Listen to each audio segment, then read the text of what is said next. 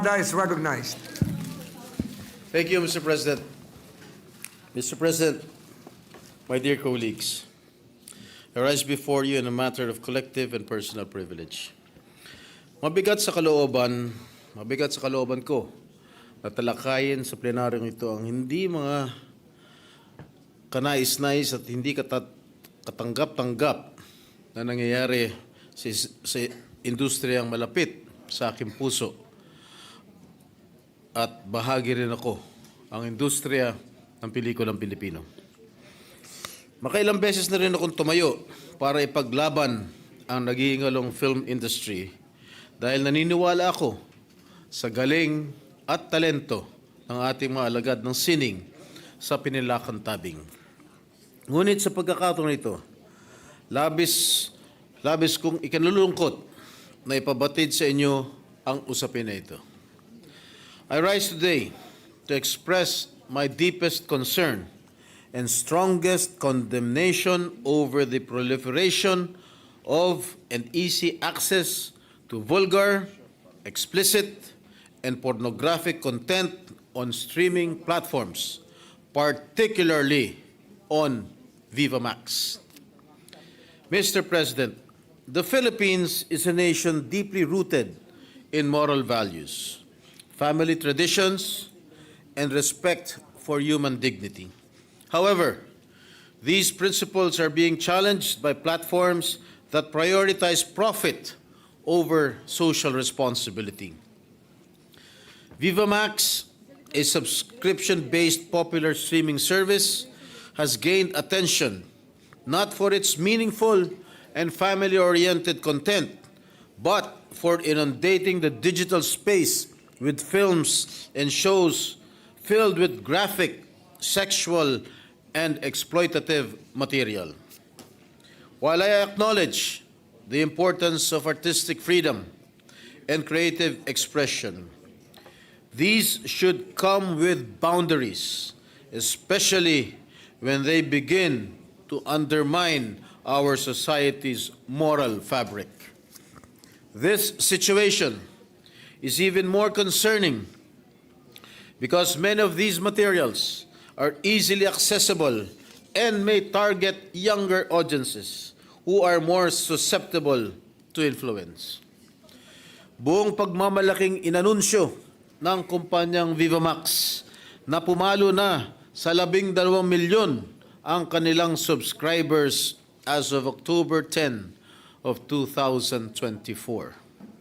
Bagamat may mga comedy, drama, romance, horror movies, at concerts na mapapanood sa ilalim ng rebranded na streaming platform ng Viva Communications Incorporated na kilala na ngayon na VMX.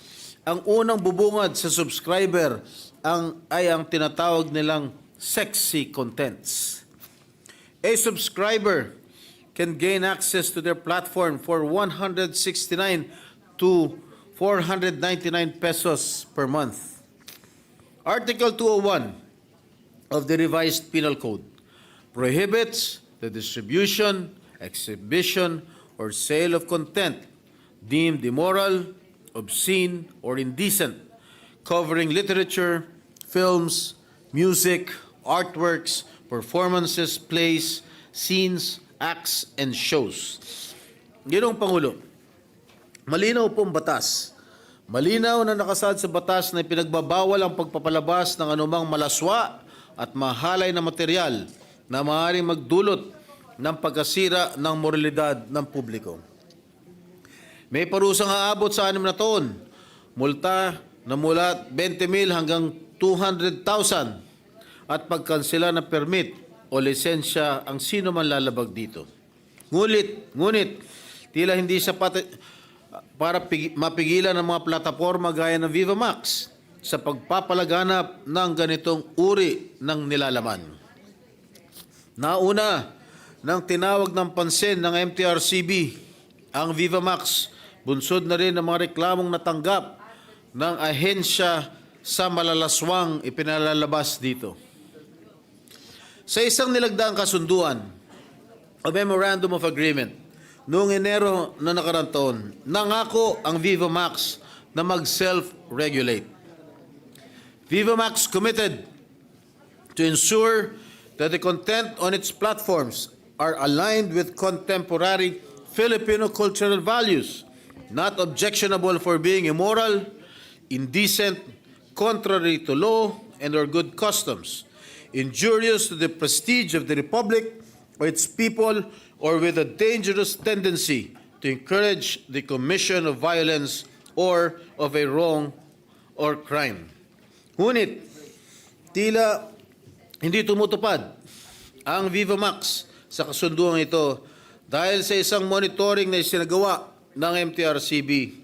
Lumalabas na mga pelikulang pang-streaming platform ng kumpanya ay nababagay lamang sa mga porn sites. Mr. President, are we normalizing porn on streaming platform now? Ang mga ganitong klaseng pelikula, ba ang magsasalba sa ating industriya, sa industriya ng pelikulang Pilipino? Bilang kasangga ng mga taga-industriya, kaisa nila ako sa pagtataguyod at pagnanais na mapasigla muli ang naghihingalong pelikulang Pilipino. Hindi ko pinapalampas na hindi bigyan ng pagkilala ng Senado ang mga pelikulang pinaralanganan ng mga international award-giving bodies. Ito ay paraan ko upang mahikayat pa ang pagiging malikain at linangin ang talento ng ating mga kababayan. Hindi po ito usapin ng censorship, kundi ng proteksyon ng ating mga kababayan, lalong-lalo na laban sa mga ganitong klaseng ng content online na sumisira sa kanilang moralidad at pananaw sa buhay. Wala po ako nakikitang redeeming values na mapupulot ang mga manonood, kundi ang pagsilbihan ang mga tumatangkilik ng kalaswaan, kawalan ng respeto sa dignidad ng tao at pagkakitaan ang ganitong klase ng pelikulang ipinalalabas sa streaming platform. Mr. President, ang binabayad lang po sa mga artistang gumaganap dyan sa Viva Max, lalong-lalo na po yung mga kababaihan, ay balita ko, humigit kumulang lang ng 15,000 pesos per day. Paghuhubad ka na kung ano-ano pa gagawa sa iyo ng direktor. They are exploiting our women, Mr. President. The normalization of such content erodes the fundamental principles of respect, decency, and empathy, which are essential for individual well-being and social cohesion. As consumers of digital content, we must be vigilant and discerning about what we watch and share. Content creators must likewise recognize their responsibility in shaping public discourse and cultural norms. Bago po ako magtapos, tulad nga ng sinabi ko kanina, 15,000 lamang po ang binabayad kapalit ng pagbilad ng kanilang katawan sa harap ng kamera. 15,000 pesos kada araw at sa loob ng 2 araw ay makakagawa na sila ng isang full-length movie para sa streaming platform. Kaya hindi nakakapagtaka na madali silang makapag-produce ng ganitong klase sa loob ng maiksing panahon. Muli, Ginoong Pangulo, nais ko na bigyan ng din na sa pagtayo ko dito, sa plenarong ito, sa usaping ito, hinding-hindi ko hinahadlangan ang pagiging malikhain ng mga alagad ng sining. Naninindigan ako upang bigyan ng wakas ang ganitong uri ng kabuktutan sa ngalan ng ating mga kabataan, pamilyang Pilipino at ng ating inambayan. Maraming salamat po, Ginoong Pangulo. Majority Leader. Mr. President, Senator Joel Villanueva is seeking the floor and move that he be recognized. Senator Villanueva is recognized. Thank you very much, Mr. President, Majority Leader. May we know, Mr. President, if our good Senate President Pro Tem, Senator Jinggoy Estrada, would yield to some clarificatory questions coming from this representation, Mr. Gladly, President. Mr. President. Mr. President, at the onset, may I just put into the records of this August chamber my sincerest thanks and gratitude to our dear colleague, who is not only a colleague of ours here in the Senate, but also who hails from the industry na malapit po sa kanyang puso, sa industriya ng pelikulang Pilipino. Bihira po sa mga nakikita natin ngayon sa industriya ang may ganitong karakter para i-expose, Mr. President, ang ganitong uri ng mga bagay na tinatouch, Mr. President, yung napakahalagang karakteristik ng isang Pilipino, yung moral fibers ng ating bansa, Mr. President. Mr. President, sa unang katanungan, Mr. President, may I know, Mr. President, if the good gentleman from San Juan would gladly educate this representation, because insofar as streaming is concerned, Mr. President, meron po bang ahensya ng pamahalaan na talagang nagbabantay, nagre-regulate, o wag na natin sabihing nagre-regulate, Mr. President, nagbabantay na lamang para sa kapakanan ng ating mga kababayan? Sapagkat sa aking pong pagkakaalam, sa payak na aking nakuhang mga impormasyon, yung television or movies na pinapalabas sa mga theaters, meron pong MTRCB, pero hindi naman ito nire-regulate, no? Nagre-rating lang po ito. When it comes to streaming po ba, meron po, Ginoong Pangulo, na ahensya ng pamahalaan na talagang nakatutok para bantayan ang ating mga kababayan, lalo na ang ating pong mga kababayan? Well, ikinalulungkot ko pong sabihin sa inyo, Ginoong Pangulo, na wala hong ahensya de gobyerno ang pwede mag-monitor nitong mga pinalalabas nitong sa streaming platform. Lalong-lalo na po yung MTRCB, hindi po sakop ng kanilang mandato ang pagmamonitor ng mga streamline platforms sa social media. Nakakalungkot, Mr. President, because if that is the case, in some countries, Mr. President, when you enter the country and you try to get connected to the internet, for instance, talagang wala ho no? In some countries. For example, let me share my experience. When I was in Vietnam, Mr. President, may ilang lugar po doon na wala Hindi ka maka-access whatever you do, whether internet or cellular network, hindi ka makapasok. Parang yun, medyo mahigpit na po yun. Pero sa atin, Ginoong Pangulo, any Tom, Dick, or Harry can actually access itong Viva Max. Even the minors, Mr. Even President? the minors can easily access any streamline platform, especially itong mga Viva Max, itong mga porn sites. Ipepekein mo lang yung edad mo, sasabihin, how old are you? Sasabihin mo lang 18, 20, pwede ka na pumasok. Kahit 12 years old ka lang, pwede ka na pumasok. Yan po ang nakakalungkot. Are you saying, Mr. President, distinguished colleague, wala ho ni kahit anong mekanismo I don't think so. itong streamlining apps na ito na mag-check whether or not totoo o hindi yung Wala. pumapasok? I think they only ask for your age, for your name, or etc. And then you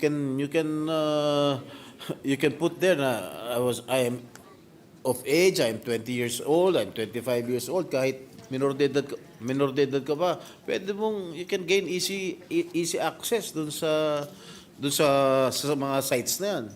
Mr. President, sino ho ang pupwedeng magprotekta sa ating mga kabataan na itinuturing ng ating konstitusyon, ng ating mga ninuno, ng mga nagbuwis ng buhay para sa kasarinlan ng ating bayan, na itinuturing hindi lang pag-asa ng bayan, kundi may-ari ng kinabukasan? Sino ho ang pupwedeng magprotekta, Mr. President? Senado na lang po ba?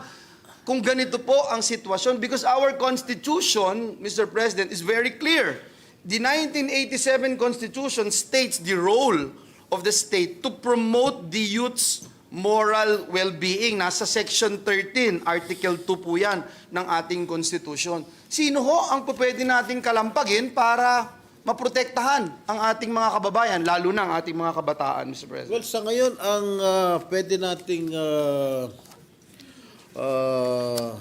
sabihan ay yung MTRCB.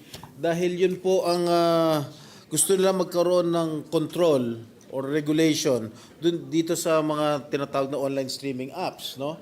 Dahil siguro sila lang siguro yung the appropriate agency na pwedeng mag-regulate at mag-monitor dito sa mga streamline platforms na ito. Mr. President, I have to confess in front of our idol presiding officer, I have never seen a Viva Max movie, Mr. President. So, please allow me to ask this question. Ito ho ba ay the same as the movies being shown in theaters, Mr. President, with what? An X-rated movie, etc. May pinapakita ba dito na hindi talaga kanais-nais na makita o dapat ma-rate man lang? Dahil dito sa mga theaters natin, Mr. President, I remember I was with my daughter and we're trying to watch a movie, a Marvel movie, and because there's violence, kahit anong gawin mo na pakiusap, hindi ka makakapasok doon sa theaters, Mr. President. Kahit na ako'y talaga innocently asked this question to the theater guards, Mr. President, na nandito naman yung tatay, nandito naman yung parent. Can we be allowed to watch a Marvel movie, Mr. President? Pero kahit anong pakiusap ko, hindi ho talaga kami pinapasok. And I admire the tenacity of the guards or those personnel manning the theaters, Mr. President. Pero dito po, Mr. President, ano bang difference nitong movies na ipinapalabas dito sa Viva Max, Mr. President? Once the MTRCB rates a movie, if it's rated X, kahit kailan, hindi ho pwedeng ipalabas sa sinehan yan. Sa publiko. Sa publiko. Now, kung ang MTRCB nag-rate ng R18, minsan nakakalusot yan, no? But of course, the movie owners are very strict. Kailangan siguro hingin ID na above 18 years old ka.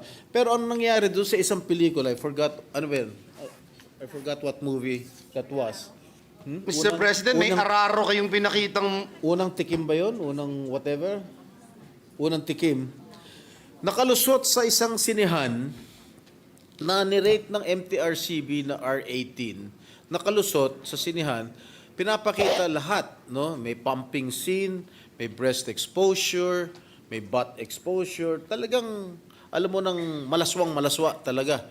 So siguro ang dapat gawin ng MTRCB, suspendehin o isara yung sinehan na nagpalabas ng ganitong klaseng malalaswang pelikula. Mr. President, I remember, and we were then a member of the House of Representatives representing Sibak Party List in 2004. We had a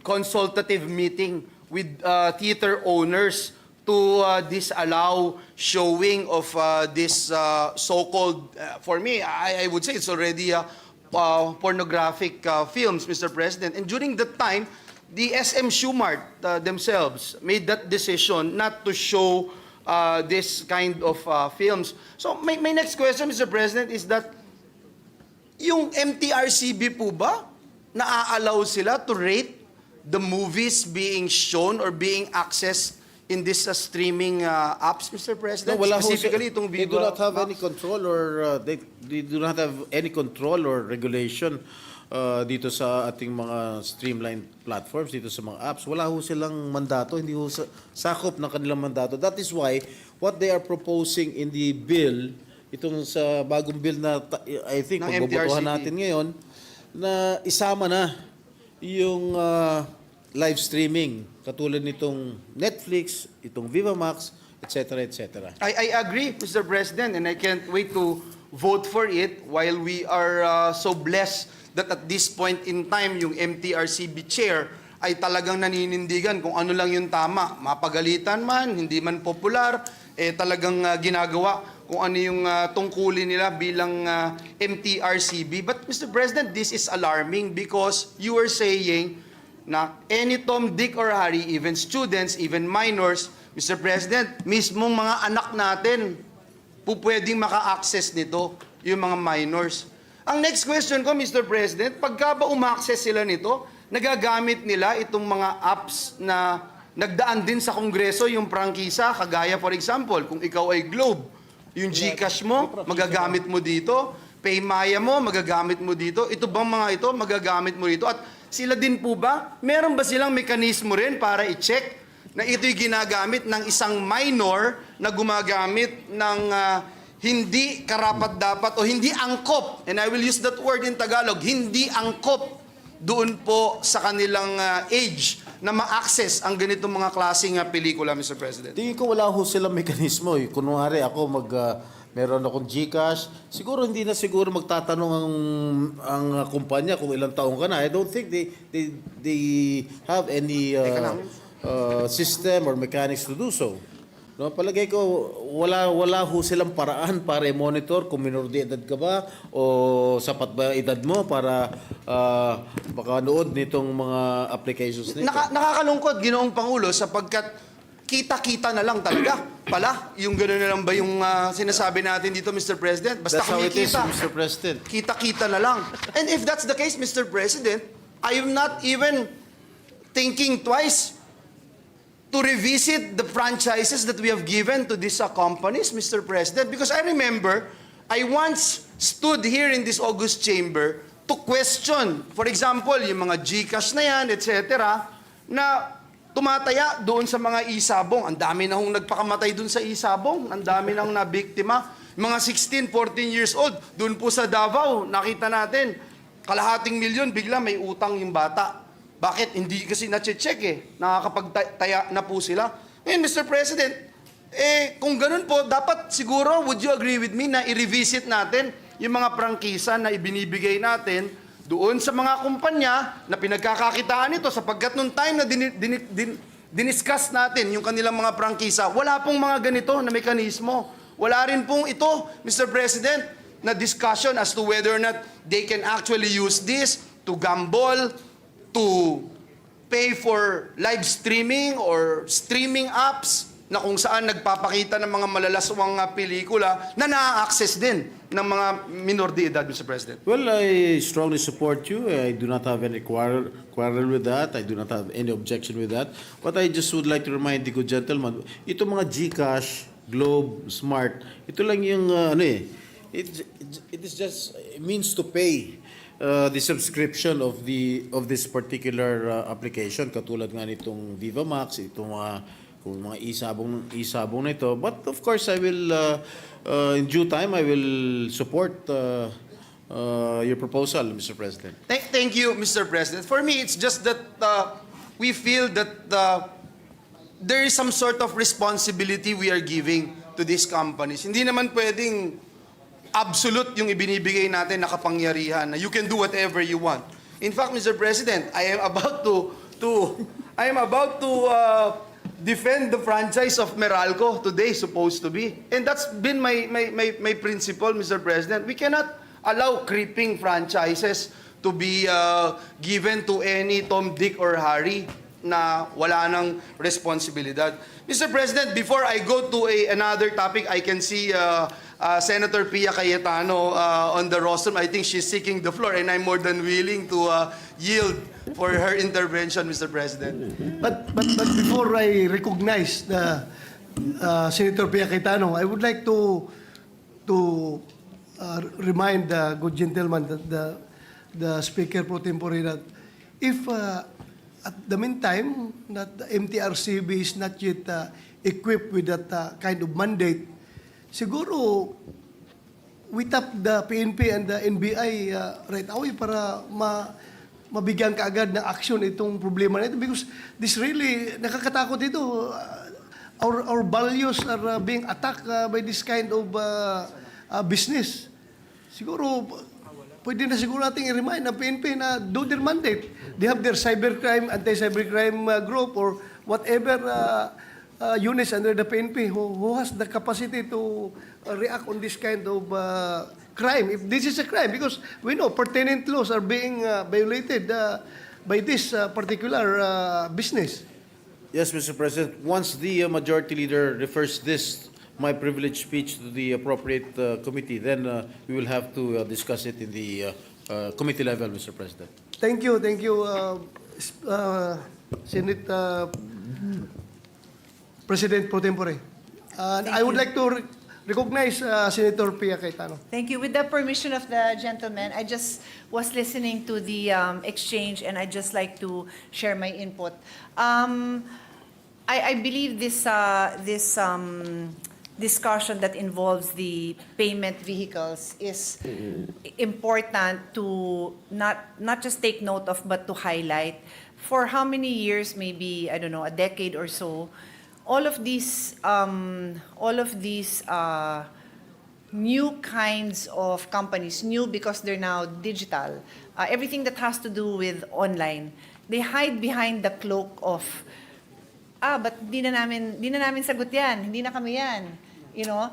And now, Mr. President, it is very possible for all of these companies to somehow just have a restriction on the payment to these companies that are not child-friendly. It's as simple as that. It's so simple. And if they refuse to do that, then we should, if there is not enough laws that restrict or penalize them, then we should penalize them. It is not that difficult for them to say na GCash payments can be made here but cannot be made to online gambling. The former majority floor leader will recall that we were both very, very against the sabong. And these are the vehicles that were being used. Okay lang sa kanila na may nagpapakamatay. Okay lang sa kanila na nalunlun sa utang ang pamilya dahil may na-addict sa online sabong na yan. So kung okay lang pala sa kanila, edi parusahan natin sila kasi nakakasira nga sila ng not just our values, no? Because yes, it's our values, but there are consequences. And the consequence is if you allow your company, your method of payment to be used in a way that we have already prohibited, then penalize them. So yun lang naman din ang sa akin. I join the gentlemen in their concern. And I will add my advocacy to it. Yan din ang ginagamit ng mga bata para bumili ng vape na bawal sa kanila. Bawal. Tapos nandun din online. So it's the same. It's just a different product. I'm about to go there. It's the same.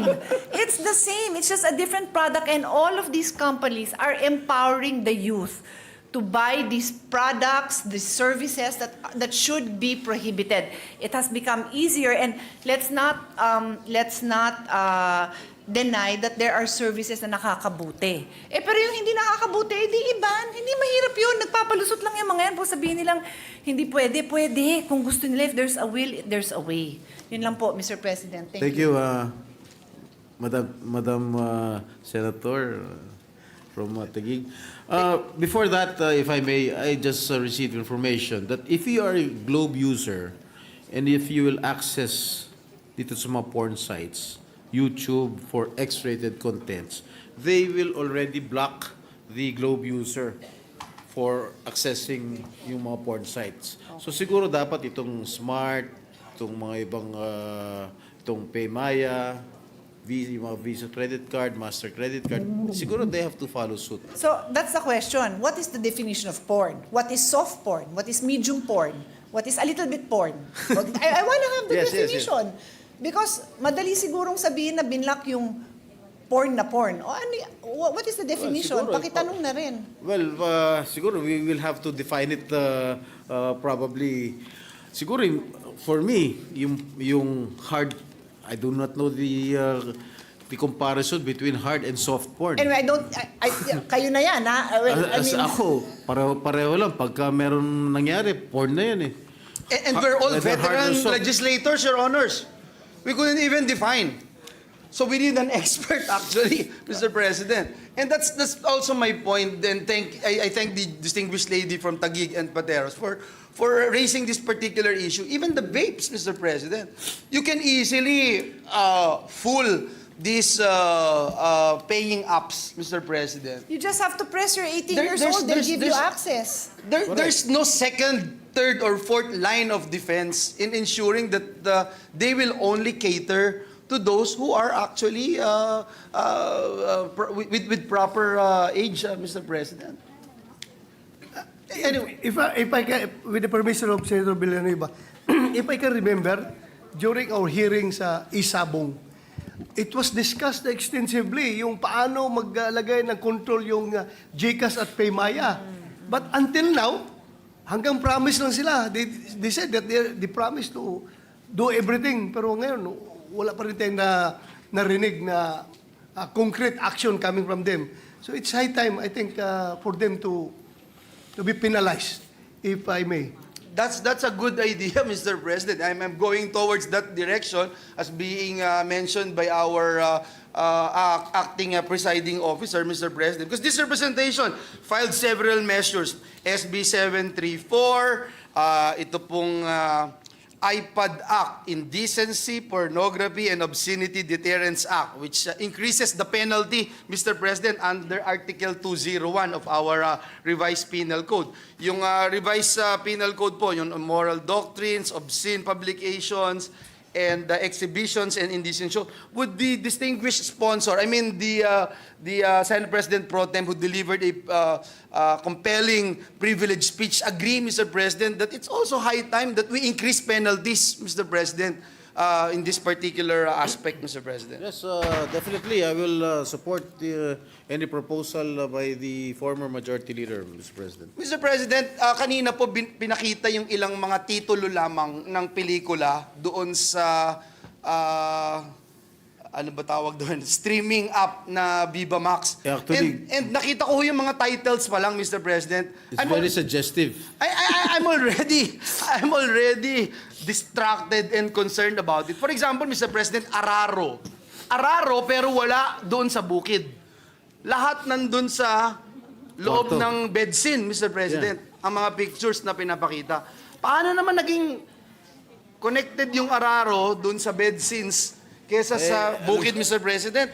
Doon pa lamang sa titulo, Mr. President, would you agree with me, Mr. President, na talagang ang intensyon talaga ay hindi magturo ng kung paano magtanim at magbungkal ng lupa sa bukirin? Is that correct, Mr. President? Alam mo, very innovative ang ating mga kasamahan sa industriya ng pelikulang Pilipino.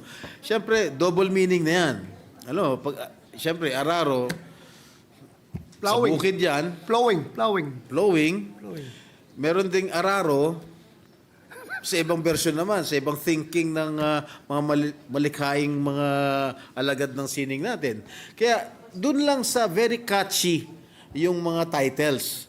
Alam mo, once na catchy yung title mo, panunuorin talaga eh. Yan ang natuto ko nung ako'y nag-artista pa nung araw, no?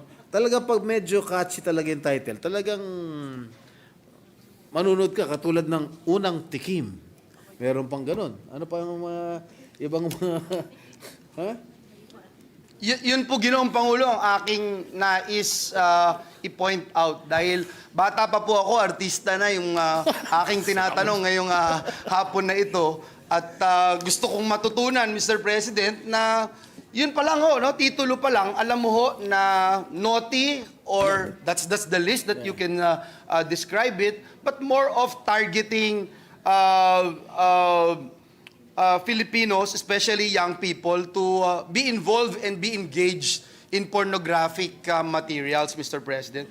One last thing, Mr. President, before I leave this interpellation, Mr. President. The gentleman who is a former chairperson of the Senate Committee on Labor made mention about the possibility of violating a lot of labor laws.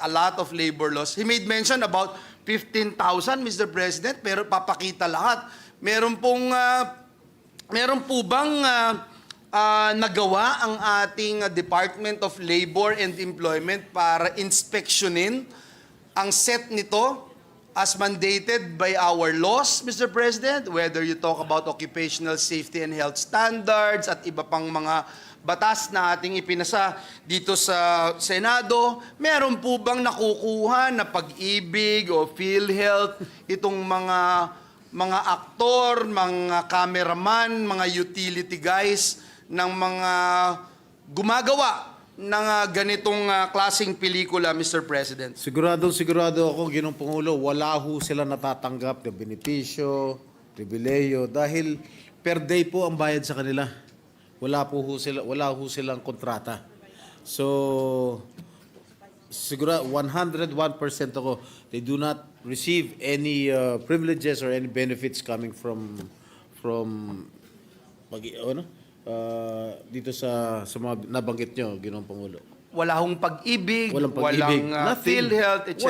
Wala ho. So, Mr. President, again, glaring, in your face violations itong ating na-unearth ngayon, lalo na sa labor laws na ating mga ipinasa dito sa bulwagang ito, Ginoong Pangulo. And so we call on also our friends from the Labor Department to look into this. Baka may mga hindi lang karapatang pantao yung na-violate doon po sa paggawa ng pelikulang ito, kundi yung karapatan bilang isang manggagawa ay na-violate din. So, Ginoong Pangulo, magwawakas po ako by saying, Mr. President, that this is such a sad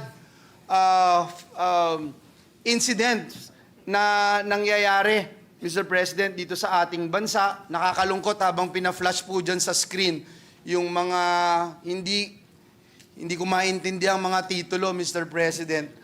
Ngunit ang para ho sa akin yung paglabag sa karapatan ng ating mga kapwa Pilipino, lalo na sa ating mga kababaihan, paglabag din at pag-abuso doon po sa karapatan ng ating mga kabataang Pilipino na inaasahan natin na mga susunod na leader ng ating minamahal na bayan. Maraming salamat, Ginoong Pangulo. Maraming salamat sa ating Senate President Pro Tem, Senator Jinggoy Estrada. Thank you, Mr. President. Thank you, Senator Villanueva. I just like to add, itong mga naka-flash sa screens nitong mga pelikula, alam mo, once you are a Viva Max subscriber, pwede mo na ma-access lahat yung mga movies sa kanilang application, including yung mga sexy movies. Sa akin lang, sana meron another layer of security when the subscriber is accessing itong mga sexy movies na ito. Siguro, ibang bayad or dapat mas stringent ang kanilang requirements. Or siguro, hanapan sila ng ID kung talagang duda sila na minor itong mga nanonood. Yun lang po, Ginoong Pangulo. Thank you, Mr. President. Thank you. Senator Joel. Majority Leader?